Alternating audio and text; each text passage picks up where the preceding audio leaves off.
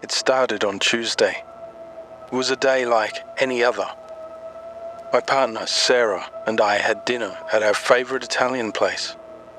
She laughed at something ridiculous I'd said, the kind of laugh that made her eyes crinkle at the corners, the way I loved. We had wine, talked about our upcoming holiday, and for a moment, everything was perfect. The next day, I mentioned it to her over breakfast. I was trying to remember the name of the wine, the one we liked so much. Sarah gave me a puzzled look, her brow furrowing, as if she was trying to place a distant memory. "We didn't go out last night," she said. "You were working late, remember?" I blinked, confused. No. I was sure we'd gone. I could still taste the salt of the pasta, still see the way she smiled at me across the table. But she shook her head, her eyes kind but firm. "Maybe you dreamt it," she offered, and I let it go, though an uncomfortable chill settled in my stomach. As the week went on, more things felt off. The small framed picture of us that used to sit by the bed, it wasn't there anymore. I searched for it, but I couldn't find it. And when I asked Sarah, she shrugged and said she didn't remember ever putting the picture there. I tried to laugh it off, but the gnawing feeling in my gut, it just wouldn't leave.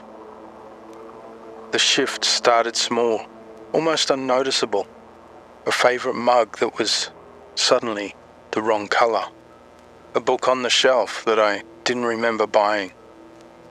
But as time went on, they became harder to ignore.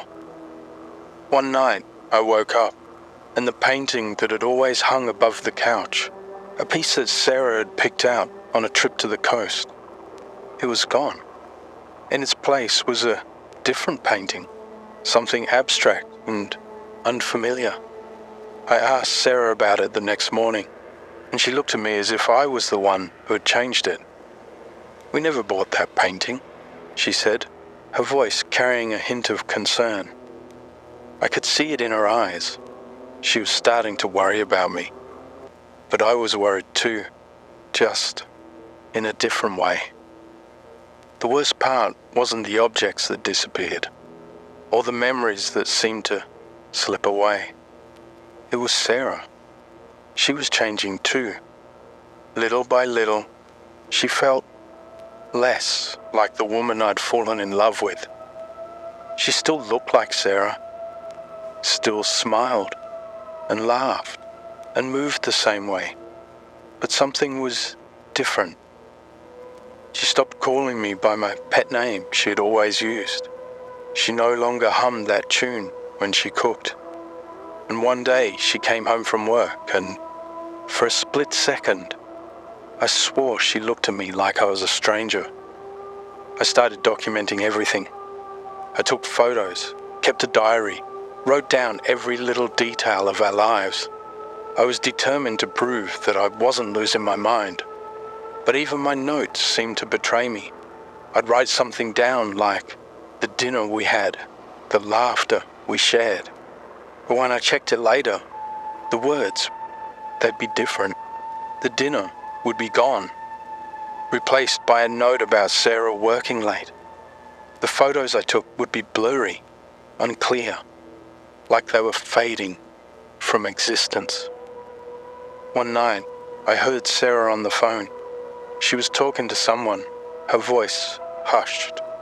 I heard her saying my name, and then, "I'm worried about him. He's not himself lately." I wanted to barge in, to tell her I wasn't the one changing, that it was everything else, but I couldn't. I just stood there, feeling the ground shifting beneath me. Then, one morning, I woke up, and Sarah was gone. At first I thought she'd gone to work early, but her clothes were missing. Her side of the closet, empty. The photos of us were gone too, every single one. I searched the entire house, frantic, my heart pounding. I called her phone, but it went straight to voicemail. I checked her social media, but there was nothing, no trace of her. I went to her friends, our mutual acquaintances, but none of them remembered us being together. They looked at me with pity, with confusion, as if I was talking about someone who had never existed. Even her parents, when I called, they seemed unsure who I was. "Sarah hasn't mentioned anyone by your name," her mother said, her voice polite but distant. I felt like I was losing my grip on reality. I sat in my house, surrounded by the emptiness, trying to hold on to the pieces of my life that was slipping away. The walls seemed to flicker, the world around me struggling to decide which version was real. I found a single photo of Sarah tucked away in a drawer. It was of her alone, but her face was blurred, smiling, like my memory of her was already fading. I knew deep down that I was crossing over into another version of reality, one where Sarah and I had never been together. Each shift had taken a piece of my life until there was nothing left but this hollow version of the world.